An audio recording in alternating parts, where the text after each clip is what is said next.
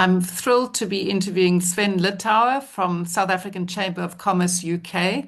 We recently crossed paths when we started the Africa Leads the Way movement, and I'm absolutely intrigued to find out more about Sven and about what they do and how they help African entrepreneurs succeed globally. So, Sven, before we talk about the South African Chamber of Commerce UK, I'd be intrigued about your own personal journey. What got you to this point that you now spend your years promoting Africa? Yeah, well, I mean, I am born in South Africa, so first of all, that's one of the points I have to point out is that South African born, but I've been out of South Africa for 26 years. But I'm born from a Danish father, German mother. So for me, South Africa was my childhood in between, and I lived in Denmark as well. And then 26 years ago, I immigrated to the UK from South Africa, having done my university down there and a lot of my schooling. So yeah, so that was the beginning of the journey. And I would say that, the African in one never goes out, no matter how far long one's been away. I have lots of my siblings, or even my father, who was born in Denmark and he lived in South Africa back and forth. It was one of the most painful things not to be able to return or be there. So I think it's in your blood. So, that's, and so Africa always, and I did set up my own business in the UK. So as a chamber, we are a non-for-profit and we also a voluntary organization. So this is I do over and above my business. But my business has always been international trade. And so when I sort of had the opportunity to get more involved in South Africa because if something was calling me, and so I did. I thought, okay, then where can I get involved? And the chamber was one of the places where I could get involved. So for me, it's always been about, connecting people and opportunities. Um, Mm, I'm a collaborator and I'm a connector of people, and I like to help. And part of my journey, getting to maybe an independent business owner is realizing that without the network, it's difficult to grow. And yeah. I think I regret in some ways not doing chamber stuff earlier in my career Mm, mm, because it can open doors. And yeah. with my I'd say with my client base, which is actually Nordic coming into the UK, I joined other chambers. So I'm part of the Danish chamber, Swedish chamber, other chambers, and connecting to a network opens doors straight away because there's an automatic affinity when it's your cultural background. Mm, And mm. so for me, South Africa, of course, being my birthplace, and I think I'm becoming more South African as I'm getting older. It is, it's strange, is because I realize that the African way is there's a warmth that you don't get in many other Yes. places. Yeah, The I humor, can relate to that. I spent 4 years, very happy years living in the UK, but I always remember getting quite emotional, touching down on African soil. It was like, yay, I'm home. It was something, very, very emotional about that. So I can absolutely relate to that. but I'd also say that I think because Africa has its beat as a continent, Yes, natural yes. beat. I think people don't appreciate that when you go to other places, you realize that don't have the same beat. Mm. It's quite animalistic, which is interesting, Yeah. Yes. And I know from when I've traveled overseas and been at conventions, as soon as I meet anyone else from Africa, there's that instant connection, the warmth, the welcome. It's very distinctive, Yeah. and yeah, we just love it. So for people who aren't familiar with the Chamber of Commerce, especially the UK branch, South African Chamber of Commerce UK, give us an overview of how you help African businesses and entrepreneurs succeed internationally. It sounds almost too good to be true. Do we just plug and play, or how do we go about that? Well, our main target, of course, to achieve is trade between South Africa and Africa and the UK, and vice versa. So we are, and because it's been sort of grown out of a business network initially, so it's about 20 years old here in the UK.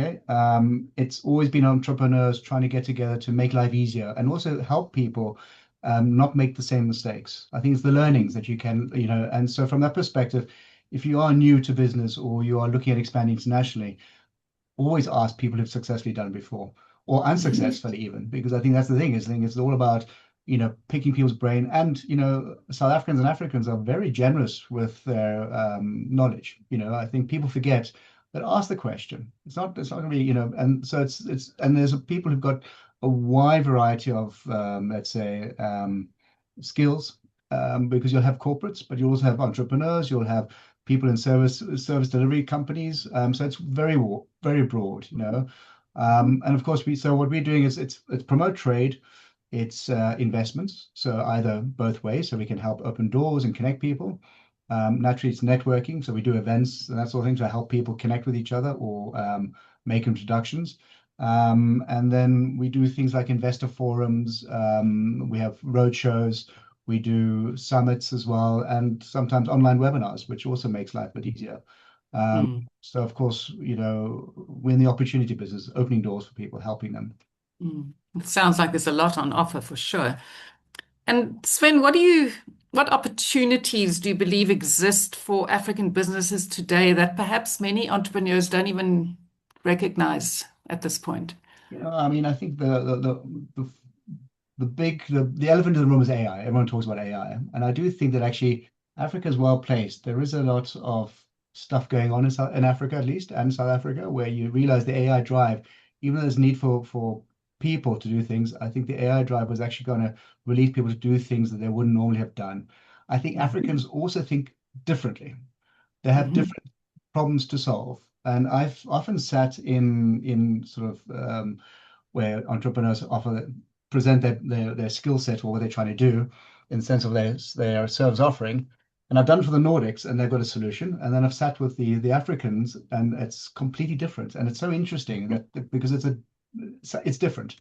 I think that's the thing to take away, that because the problems are so sometimes simple, if from other perspective, you have to think differently, you know. Mm, And I think, of course, I mean, from sector point of view, fintech obviously is great because Africa doesn't have the infrastructure, so everything's going digital, and it's easy then, and that's why there's so much advancement compared to the rest of the world because they had to. mm, Uh, mm, mm, Renewable energy, but that's everywhere, and I think that's vital in Africa as well because we've got the climate, so I think that helps with the different types.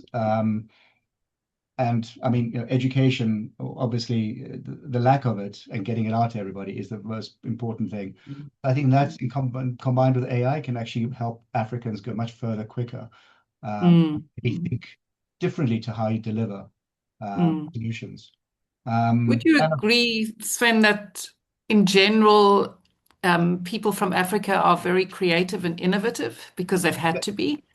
definitely, but I think they also don't realize that they can broaden it. I think because some think they've got a local solution, but sometimes you realize that actually this Mm, could be further. So I think mm, there's definitely, and I mean, because of most African countries struggle financially with different ways, so you do have to start thinking, how do you become a little bit more, able to move in a volatile situation? Gives you an mm, entrepreneur. It is a survival thing in many ways, which it makes it. mm. I mean, I think Yeah, also the other opportunity is the huge diaspora of Africans. I mean, everywhere. I mm, think and I was at this Royal African Society event yesterday, and the one lady saying like, "There's a Nigerian everywhere," and yeah. and I've also realized that there's South Africans everywhere, Mm, and often not knowingly. And then of course everybody knows somebody who knows somebody, so it opens up doors mm, right away. mm. I agree. Can you share one or two success stories of African businesses that have come through the South African Chamber of Commerce UK? Well, I mean, I would say to you is that first of all, I've been doing this for a year and a half. So, as the chief exec, so from a success stories, there are a lot of companies that are AI focused, and actually from a resource perspective, helping the UK economy with outsourcing professionals in South Africa. And Mhm, this is very much the same in Kenya and in Egypt, where these industries are quite strong, where it's, highly educated, cheaper resource, same time zones, often same language, which means there's a huge opportunity. mm, But of course, we are here to, any sort of partners, distributors, agents, just having people have startup funding. There's a lot of ways that we have connected people. And I think it's just the conversations, getting people to understand it's mm. not that complicated. It doesn't have to be that scary. And that's where we try and help. I suppose it is the right connection at the right time, can change Yes. anything. Mm. And Sven, I know that certainly in the Toastmasters world, our African districts perform at the top of the global stage every year. And it always fascinates me because it's not because the economies are robust or the exchange rate is favorable, in our case against the US dollar. But I certainly believe that the leaders here have a different mindset. What have you encountered in terms of the mindset of African entrepreneurs? I mean, I think, it's the curiosity. I mean, there is that element of, wanting to know more. Obviously, the term we all use, specifically for South Africa, I've always found, and I mean, I can't speak for South Africa, but there's a resilience, which means that, it's throw problems, we'll figure it out. I mean, it might not always work well, but we'll try it out. It's not going to sit down and do nothing. There's an adaptability, I suppose, as well, Mm, And I think culturally, relationship driven, and maybe it's a cultural thing. Listen first because of history, and yeah. maybe pick up things. So there's certain nations that just drive forward and say we're going to do this way and listen. But I think possibly that helps. And you know I think the change that needs to happen is be more globally minded. I mean, I think Africa has to first be Africa minded and then globally minded. I think so. I mean, international business always starts with trust first anyway. Yes, yes, You that's know? so true. And Sven, what would you say to a small business owner dreaming of trading internationally but not knowing where to start? What would your advice be? First things first, network. Talk, find out, ask people.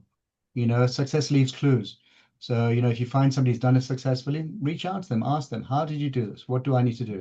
Attend events, I mean, depending where you are, there are a lot of opportunities to do online events. We do this Ubuntu last Thursday every month, which is free for everybody to attend. And it's a networking presentation, lots of breakout rooms. You've been part of it once. Um, you'll connect with people, and people are Mm, very eager to meet new people. So yeah, and with technology, I mean, there's no excuse, I think, not to reach out. It's yeah.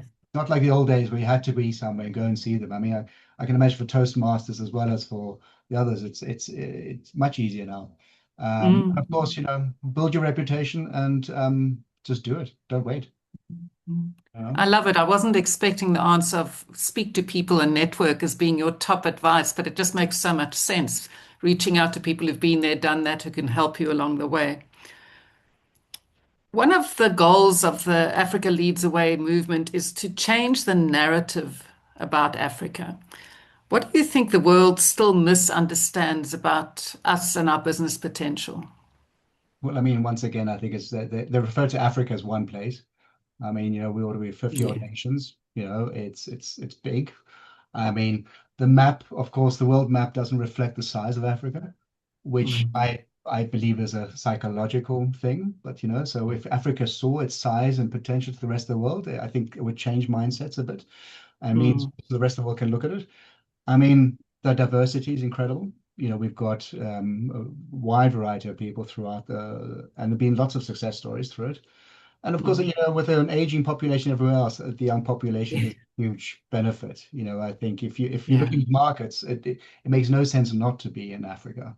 You know, Mm, um, and the opportunities for innovation and entrepreneurship. I think that's also there's a lot going on. I don't think people appreciate what's going on. And I think also, people say there's an opportunity. I think it's already here. And I think this is one of yeah. the things that actually came up from the event yesterday, saying that people must forget it's happening. And you need to get Yeah. onto it quickly because I think it'll pass a lot of people to say, oh, hang on. And this is why, these sort of opportunities to connect with people is where you can help, really they can help. So, Mm, I mm. think it's not exactly, what's wrong with Africa. I suppose it's more about what can the rest of the world learn from Africa. Yes. And I've often said Africa is often overlooked and underestimated, but it's up to us as we network to change that mindset and to show people what is available here. And I do think it's also to do with the fact that we are a large continent with different countries, and that's why I think these sort of opportunities where you start connecting closer, because I think Yes. one voice, it's never going to happen. I mean, they've tried before. I don't think it's going to happen in our lifetime at least, but I think as long as there's more collaboration as African countries, then Mm, there's a strength. yeah, and we can each contribute in our own way and just build that greater connection. Well, Sven, the South African Chamber of Commerce UK helps businesses open doors to international trade. And of course, Toastmasters helps people develop the communication and leadership skills to walk through those very doors. What potential do you see with us collaborating? How can we help one another? Well, I mean, I think it came down to actually my speech, which I did for the Toastmasters. We recently had it, and I think it's the difference between Toastmasters is all about voice projection, Mhm. how you get your message across. Mm. The Rotary is all about the heart, what you contribute, what you can do.